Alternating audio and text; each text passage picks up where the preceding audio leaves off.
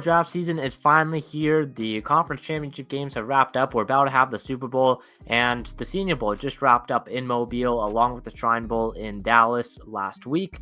Here are my 5 biggest takeaways from what I learned down in Mobile about these prospects. We'll start at number 1, and this one has to involve with a quarterback position. Spencer Rattler is a dude. You got to watch out for him. He could sneak into that day 2 conversation from people I spoke to, and especially with guys like Michael Penix and Bo Nix not really playing up to the potential that many scouts and many front offices thought that they would play up to in Mobile. As many of them, those were the 2 guys that kind of highlighted this quarterback group. Spencer Rattler was definitely the best quarterback in Mobile. On his only drive that he played in the Senior Bowl game on the Saturday, he was 4-4, 60 yards and a touchdown. So it was a great performance from Spencer Rattler. He ended up being the MVP of that game as well. Rattler, he was very accurate. He was very accurate throughout the entire week. Probably the most consistent quarterback throughout the entire week out of any quarterback in this group, which says a lot because, again, there's some of the top guys like Penix and Nix he was going and competing up against. So Spencer Rattler really stood out to me as really a guy that is going to definitely potentially have the upside of being a franchise quarterback in the NFL. And I would not be surprised if a team took a chance on him somewhere in round 3, maybe falls early day 3, but from a guy who many believe would probably be a mid to late day 3 pick, his performance in Mobile definitely impressed a lot of people, and I definitely think he could end up going late in the day 2 conversation. Another guy like Michael Pratt, who many thought was going to be the QB 6 in this class beyond the top guys like Williams, May, Daniels, Nix, and Penix. The next guy after that was Michael Pratt, and many really liked his film during the season. Me included, I liked his film during the season as well. But Spencer Rattler, a great week from him, and not so great week from Michael Pratt, and all of a sudden, Spencer Rattler has put his name into the conversation to be the QB 6 in this draft, potentially even higher, depending on how low you are on Michael Penix and Bo Nix.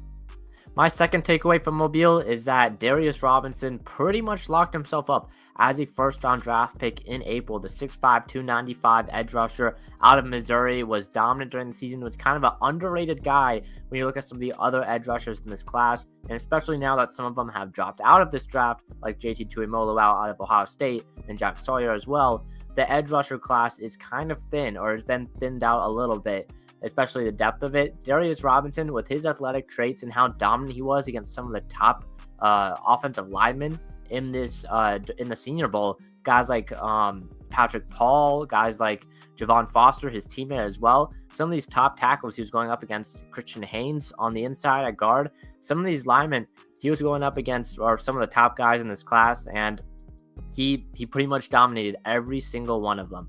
He stood out compared to all the other edge rushers in this class, and ended up winning Practice Player of the Week as well, voted on by the players that he played with. So Darius Robinson was the best edge rusher by far, in my opinion, beyond Laitu Latu, who had a solid performance but really only practiced for 1 day.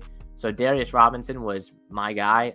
He had a great performance throughout the entire course of the week as well, and I believe as well did not play in that Senior Bowl game, but then the practices had pretty much just put up great performances in the one-on-ones against some of the top offensive tackles in this class. So I really liked what I saw out of Darius Robinson. I definitely think with how thin this edge rusher class has kind of turned out to be, I think Robinson, a contending team for a Super Bowl, could take a chance on him late on day 1 or night 1 of the NFL draft. If not, I think his floor right now is probably the middle of the 2nd round. This guy is an athletic freak. He's massive. He has the NFL size to be an edge rusher. He can be dominant as well. I liked what I saw out of on film, on tape at Missouri over the course of this last year.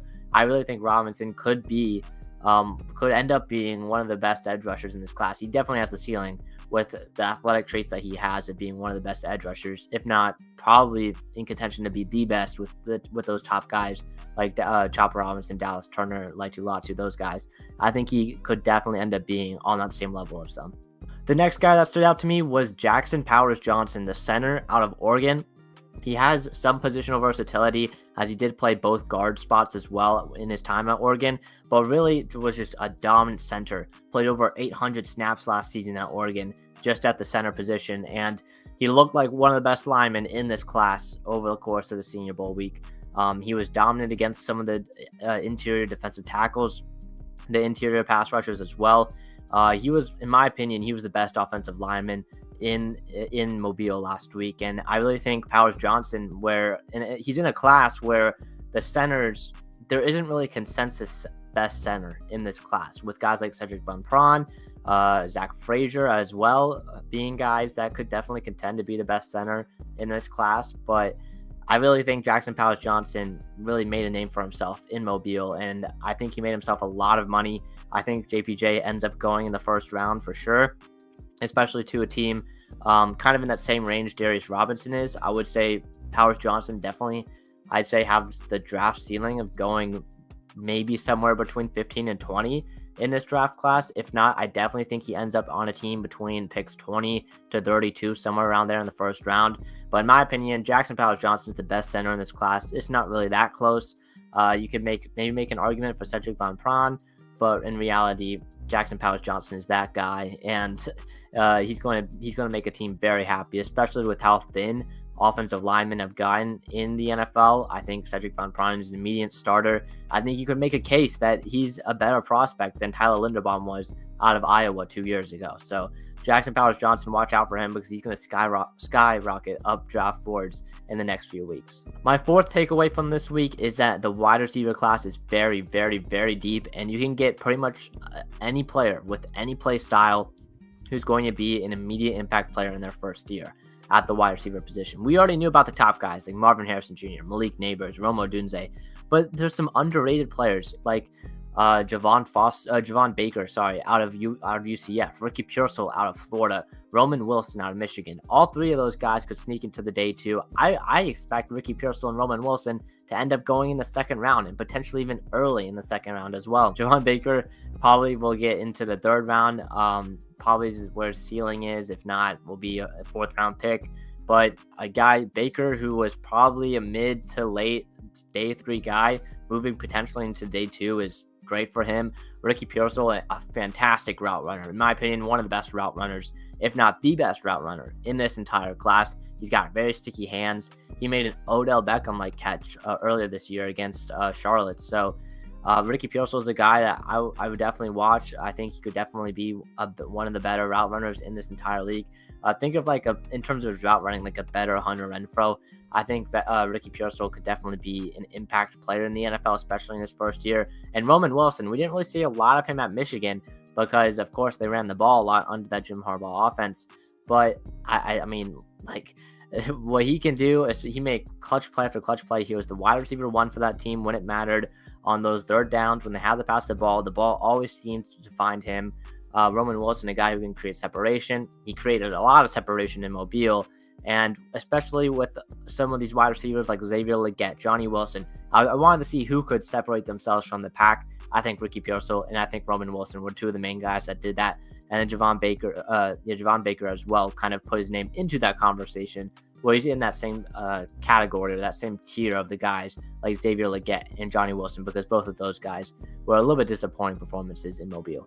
And my final takeaway is that Quinyon Mitchell, the corner out of Toledo, has locked himself into the first round conversation. Not even just the first round conversation. I think he's going to get drafted in the first round.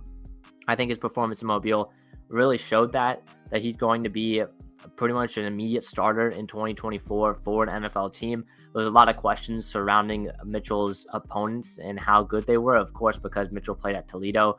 So again, one of those non-Power 5 conferences, you kind of wonder, oh, hey, is this just because he's going up against lesser competition?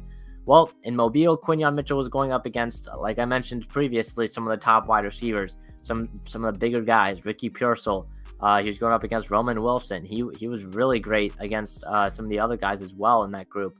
So, I mean, I think Quinyon Mitchell is a lock to go in round one, especially after how good he was in Mobile. He was named the best corner, I believe, in Mobile. So, and during the practices by the wide receivers. So, Mitchell is a guy that I love. His tape shows that he's one of the best corners in this draft. And especially right now when you have guys like Kool-Aid McKinstry and Terrion Arnold And it's kind of up in the air who's the best corner in this draft. I think Quinyon Mitchell has a great case to be that guy, to be the best corner in this draft, better than guys like Kool-Aid and better than guys like Karen Arnold. So Quinyon Mitchell is a dog. He's going to end up going in the first round, probably, in my opinion, probably somewhere in that 20 to 25 range. But Quinyon Mitchell is worth a first round pick. He really showed, proved that I was wrong with the performances against some of the top competition in Mobile, because that was one of his biggest questions. He's a great all-around corner. Showed that on tape at Toledo, but what about his competition? Was it just because his competition wasn't that great compared to some of these other corners? Well, he went up against some of the top competition in Mobile, and he shined. Was one of the best players throughout the entire week. So Quinyon Mitchell is going to go in the first round. There's many other takeaways from the Senior Bowl and the Senior Bowl game in Mobile, but basically this draft class is stacked. So there's a lot of guys towards the top that definitely deserve to go in that first, second round conversation. Right now, we're at the stage in the draft season where there's probably 60 guys that can go in the top 40. So keep an eye out for these guys. Ricky Pearsall is going to make a name for himself. Quinyon Mitchell is going to skyrocket up draft boards. Jackson Powers-Johnson, Darius Robinson, all these guys prove that they can be a starter and be successful at the NFL level. And I can't wait to see what they can do in the future.